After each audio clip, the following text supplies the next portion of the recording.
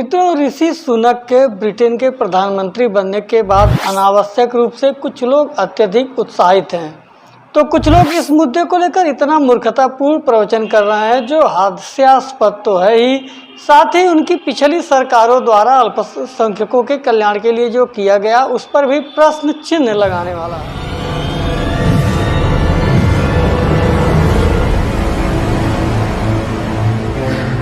नमस्कार मित्रों, मैं सोमर यथार्थ अपने यूट्यूब चैनल डेली चिंतन पर आपका एक बार फिर स्वागत करता हूं।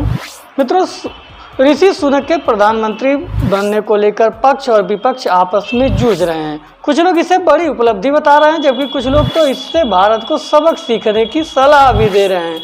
तो पहले बात करते हैं उपलब्धि बताने वालों की। वे जो लोग सुनक के प्रधानमंत्री बनने को लेकर अति उत्साहित हैं, कहीं न कहीं वे भारत की टीआरपी के चक्कर में उलूल जुलूल कहानियां दिखाने वाली मीडिया के प्रभाव में हैं। अगर आप ध्यान से देखेंगे तो वर्तमान में हर एक न्यूज चैनल अथवा अखबार सुनक की उपलब्धियों को ऐसे पेश कर रहा है जैसे यह सुनक की नहीं बल्कि भारत की उपलब्धि है। मीडिया चैनलों की कहानी सुनकर ऐसा लगता है जैसे भारत सरकार अथवा भारत की जनता ने ही सुनक को ब्रिटेन में प्लांट किया था ताकि वह एक दिन प्रधानमंत्री बन सकें और भारत के हितों की रक्षा के लिए फैसले ले सकें और ब्रिटिश राज का बदला भी। अगर दुनिया में कहीं कोई हिंदू है और वहां सत्ता में आता है तो वह भारत के हितों की रक्षा करेगा, ऐसा सोचना मूर्खता ही है। सुनक की हिंदू धर्म में आस्था है, यह एक अलग विषय है, लेकिन वे ब्रिटेन से इतर भारत के हितों के अनुरूप कार्य करेंगे, यह अतिशयोक्ति है। सुनक के प्रधानमंत्री बनने पर बेवजह घाघरा उठाकर नाचने वालों को यह समझना होगा कि सुनक को जनता ने नहीं बल्कि कंजर्वेटिव पार्टी के सांसदों ने चुना है। वह भी तब जब उनके सामने कोई विकल्प नहीं बचा था। अभी 2 महीने पहले हुए चुनाव में सुनक को करारी हार का सामना करना पड़ा था। फिर अचानक ऐसा क्या हो गया कि सुनक को चुन लिया गया, यह सोचने का विषय है। इसे समझना होगा कि कंजर्वेटिव पार्टी ने सुनक को नहीं बल्कि उनकी विशेषज्ञता को चुना है। ब्रिटिश अर्थव्यवस्था अपने सबसे खराब दौर से गुजर रही है और यह ताज सुनक को शीर्ष पर स्थापित कर सकता है तो असफलता के गहरे खड्डे में भी ढकेल सकता है जहां उनकी विशेषज्ञता पर प्रश्न चिन्ह लग जाएंगे।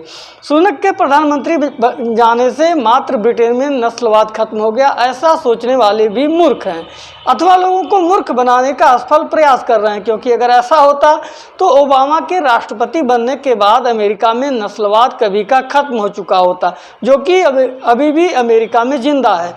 अधिक अपेक्षा रखना दुखों का कारण बनता है, इसलिए सुनक का प्रधानमंत्री बनना प्रसन्नता का विषय होते हुए भी उनसे अनावश्यक अपेक्षाएं पालना मूर्खता है। अब आते हैं उन धुरतों पर जो सुनक के प्रधानमंत्री बनते ही यह मुद्दा उछालने लगे कि भारत में कब कोई अल्पसंख्यक प्रधानमंत्री बनेगा।